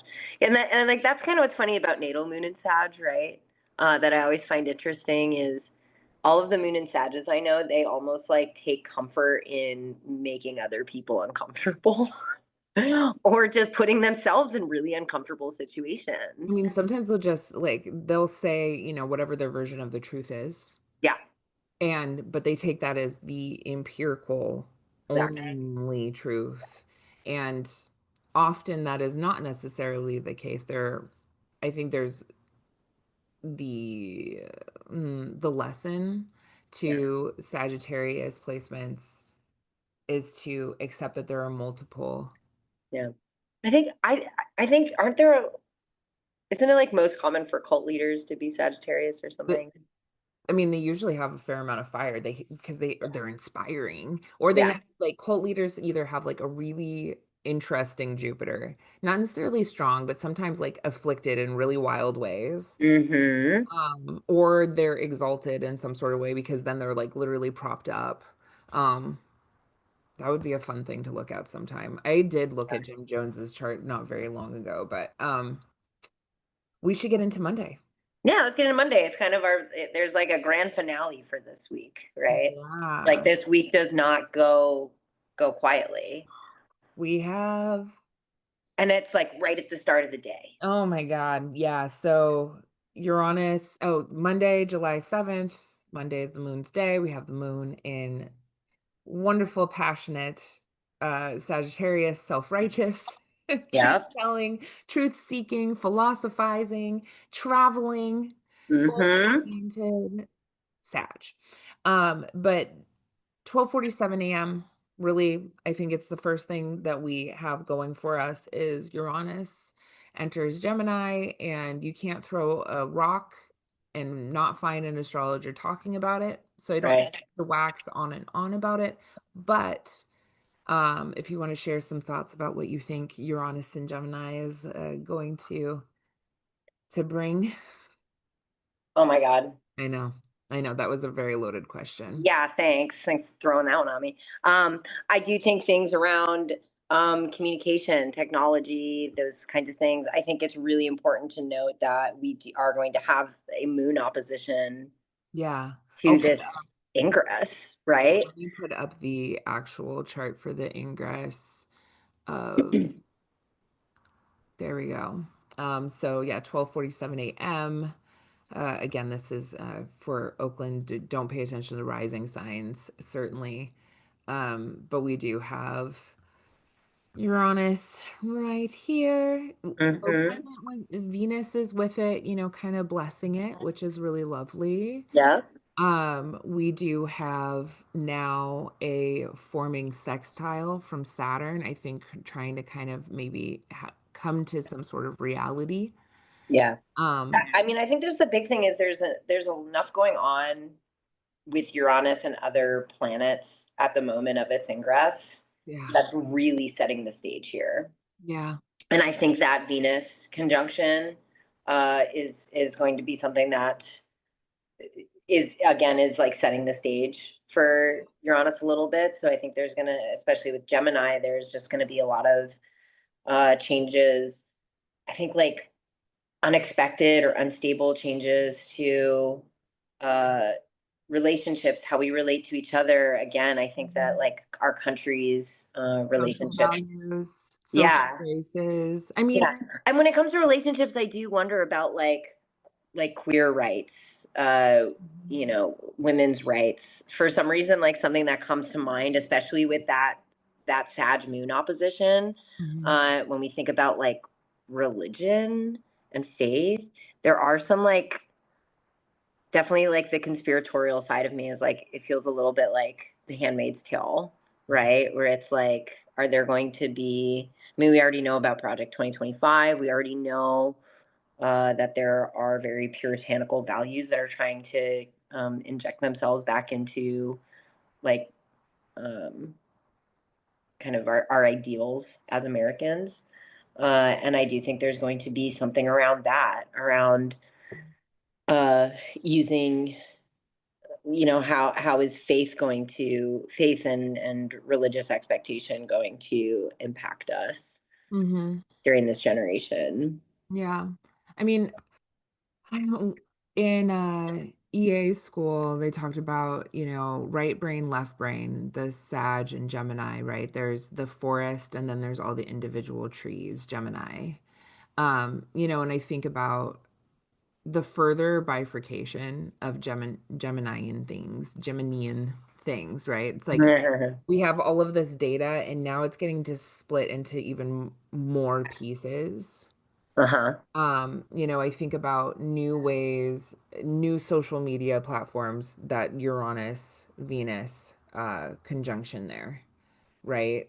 Because that's how we're social and social media online, how we present our art, our pictures, that sort of thing, and it's fed by that Mercury in Leo, which is creative, creative words and painting and, also celebrity, the Mm-hmm. Leo thing. Um, the I mean, Uranus just shakes things up, and now where he was in Taurus in, a slow kind of stick in the mud, Mm-hmm. fixed sign, now he is going fast. Yeah. And he is now going to be applying a beautiful trine to Pluto. So now we're going to watch really radically deep, efficient Mhm. shifts to social media, to Yep. our internet, to Yep. the depth of our society just in general. Yeah. Yeah. And I think like that's an important thing to keep in mind with Gemini is the role it plays in society. Mhm. I think that it speaks more to our immediate, tangible society, our neighborhoods, our communities, Yeah. right? The ones that we're actually directly interacting with. Because I think once you get into like Aquarius's version of community, I think it can start feeling a little more abstract. Yeah. Um, Yeah. and but with Gemini, it's like when we're talking about community, I'm talking about like the guy that you talk to when you go and buy your pack of cigarettes down the street. I'm talking about the homeless guy who lives on the corner from you. I'm talking about the people you work with, the people that you're just interacting with in not very deep, meaningful ways, but they are it's all the individuals that kind of make up the fabric of your day to day life. Hmm. That may not feel individually very impactful, but it's kind of the Hmm. overall energy of what those interactions do for you. And I think that's very Gemini. So Yeah. like how are things going to shake up in our sense of community?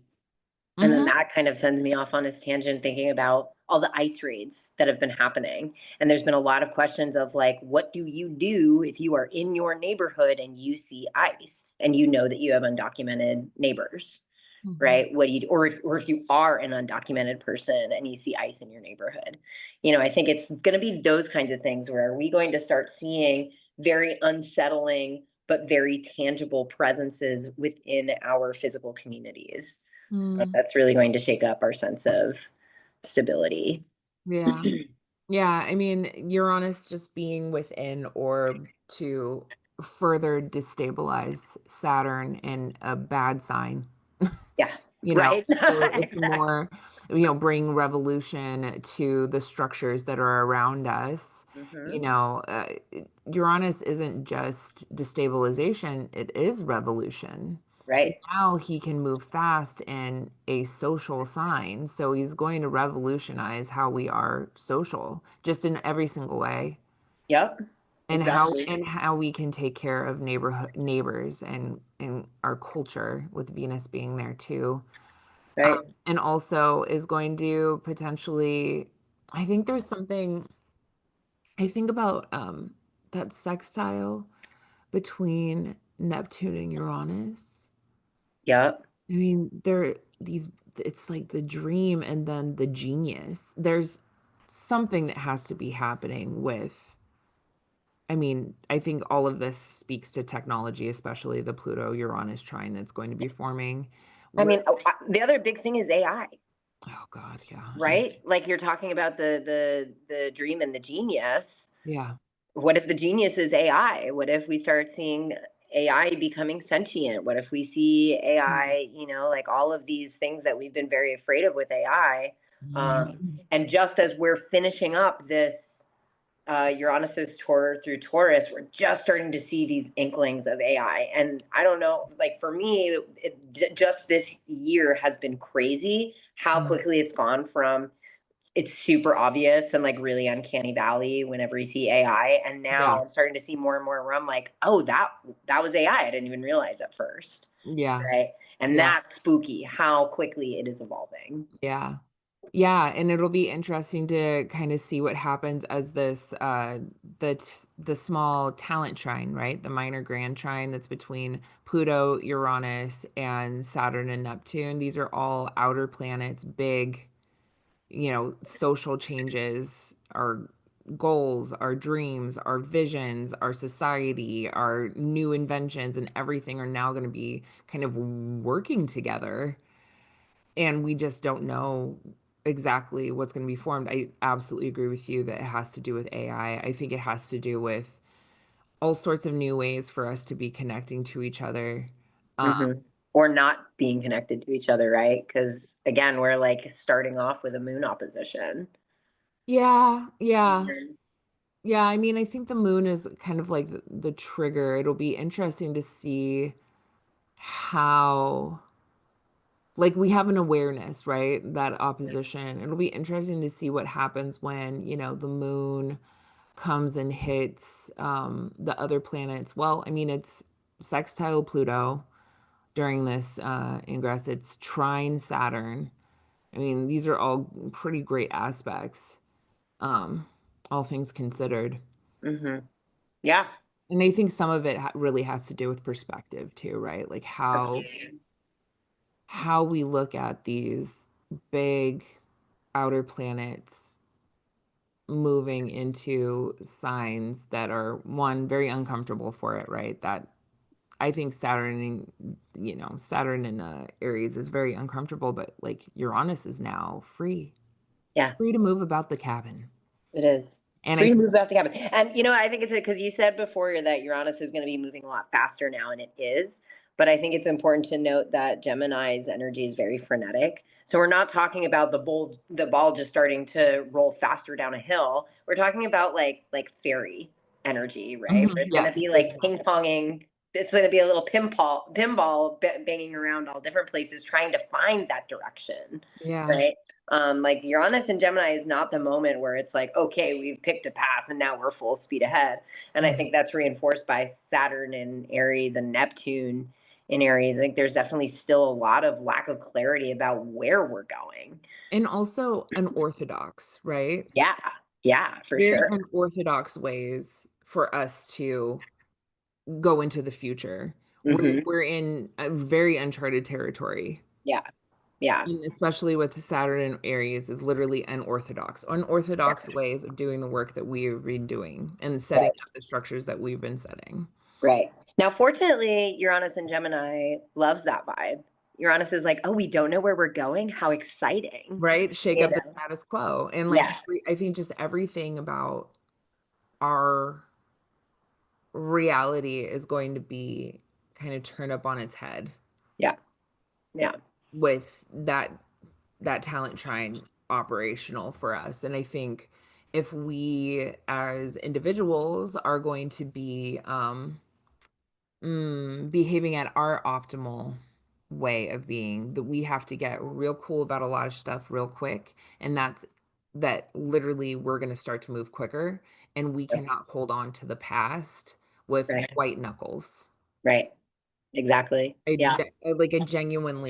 I genuinely, that's like the one thing that we need to learn from this air and fire is that we cannot become sticks in the mud.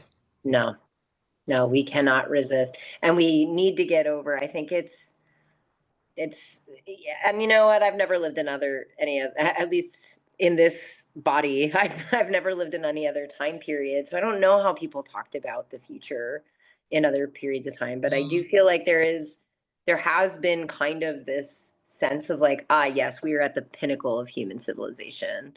Like we've really wanted to tell ourselves that we're in a post-racial society. Ha ha ha.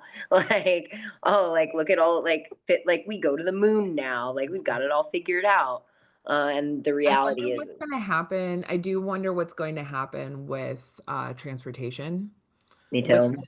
Uranus and Gemini, if only because Gemini is the sign for vehicles, right? Yeah. It's cars. I thought I'm glad you brought that up. I actually did think about that a while ago because there's just been this like very obvious thing of um, individualized cars, like cars for individuals, and everybody kind of this westernized ideal that like everybody's entitled to their own personal vehicle is Right. actually just like there's no universe where that's sustainable. Even when you get into electric cars, even when you get into cars that are not run on gasoline, just the environmental toll of producing that many vehicles Hmm. for people, it's not sustainable. I But also we, wonder but we about just keep on fuel. going down that track, just being like, we're just going to keep doing this until we can't do it anymore. Yeah. I mean, I There's also going to wonder be about races like this. fuel, right? Because Yeah. like Neptune rules over fuel, like gases. Hmm. Which Um, is also a finite resource, oh my right? God. It is. But I'm Mhm. wondering with like literally the planet of, in a sign of transportation, different types of transportation becoming new, using potentially a new version of fuel, a different way of using fuel, Mhm. could potentially propel us into different places that will hopefully change our society or like how it functions. Um, And, all of this is all happening within the background of Pluto getting closer and closer to going out of bounds. But Yep. we have been talking for an hour and a half again. Every time, Every every time. time. It's our magic number. Yeah. Is there, let's see, for July 7th though, yeah, there's not really, I think the bigger thing, as far as like if you're at home listening to this, I think that the biggest thing to pay attention to for the seventh is that ingress. And yeah, where is maybe it like, happening in your chart? where is it happening in your chart, right? So Where, what my house 10th does house by Gemini whole rule? sign. What'd you say? My 10th house by whole sign. It's going to be my third house. Yeah. So I think my car, Car, but also like car. the But the we've looked at my chart before. We know that actually the communication ability. communication and the whole like being the messenger thing is actually a And huge where's part. Uranus in your chart? Uranus is my 10th. Oh yeah, so it has to do with communication and it ultimately will impact how you're out in the world, right? Yeah. So My career, how I'm out in the world. Yeah, I think this yeah. is going to be a pretty big transit. And mine is, well, not by whole sign, but mine is in my third house by Wow. opposites. Oh, that's funny for us. Isn't that funny? Isn't that funny for Isn't us? that funny? And we have inverse nodes. So, And it also I'm also in a Jupiter ruled year and my Jupiter Uranus are conjunct oh and my God, incredible. it's angular and it's actually Jupiter's in my 10th house right now. So it's very strange. I Amazing. keep looking at it like Yeah. I'm just gonna keep talking about the things that are interesting to me. hmm I mean, I'm in a Jupiter ruled year right now, which Yeah. is so that's still going to apply for at least Hmm. the first couple months of this. Yeah. And then I go into my Saturn year. So while Saturn is very sad, The Saturn years are interesting. I just finished two, so they were a lot and two in a row. But yeah, so just to maybe wrap this up for anybody who hung out with us to hmm the end is for the Uranus ingress, we have now Uranus in Gemini for the next 8 years. hmm So whatever whole sign house that is lighting up for you, if you are familiar with your chart in other house system like Placidus, sometimes charts change pretty dramatically. So like Gemini actually starts in my ninth house and goes into my 10th. Yeah. So I know that I'm still dealing with ninth house things going into the 10th, but all of that stuff is wrapped up for me in my chart anyways. But pay attention to where it is because this is where a breaking free is going to happen. This is where there's going to be a shaking up. This is where a liberation is going to happen. This is where a personal revolution is going to happen for you. Right. And then paying attention to where Uranus is in your natal chart. Yep. It has to do with that house as well. Yep. And if you want to get real spicy with it, real EA about it, you're hmm going to want to see where Aquarius is Yep. as the modern ruler, Yep. Uranus, is in your chart because that house is ultimately going to be affected or impacted by this transit through this one house. So Yep. it's going through your 10th of vocation. So Uranus is shaking up your how you do the work out in the world. But if Aquarius is your sixth house, and ultimately your day-to-day life changes hmm That's forever. you, right? Yeah, that's me. Yeah. My Aquarius is 11th house, so I think my community Hmm. and I think also because it's just there's a lot of interaction between my 10th and 11th house. I think it's like my aspirations, my dreams, like Yeah. this We is have gonna we both have a 10th and 11th house like little yeah. but it's also, it could also mean that your literal goals get shaken up. Yeah. Like and change in some sort of like revolutionary radical way where you're like, actually, Mhm. this is the thing. Yeah. And you know what? That already makes sense. I moved out here and every single aspect of my life is going through a change right now just Yeah. because I've moved so far away and Changes. made some pretty big commitments that I now have to follow through on because I made a pretty do or die choice this year. I was like, I'm just gonna drop everything and everyone I know. I'm gonna move 3,000 miles away. And here I am building a life around that choice. So That's called California dreaming, babes. California dreaming. Yeah. And look at you, you're like getting engaged and you just got a new place. Like things are shaking up for you too. So Yeah. Oh, and that's the last reminder as a like little meditative point for us too, is wherever Uranus is transiting, he's opposing that opposite house. yeah. Yep. Yeah. So he's going to do it through like awareness or through Yeah. confrontation of some sort, right? So yeah, you're gonna feel that tug on that opposite house. Yeah. So Yeah, I have a lot of thoughts about that. But for next time. yeah, we're gonna put up the end screen. Please contact us. We're both available for readings. We want to nerd out over your chart. Clearly, you know that you're gonna talk to us for at least an hour and 15 minutes or an hour and a half. Yep. Come talk to your Mercury mommy. Yeah, do it. Okay, bye. Okay, love you. Bye.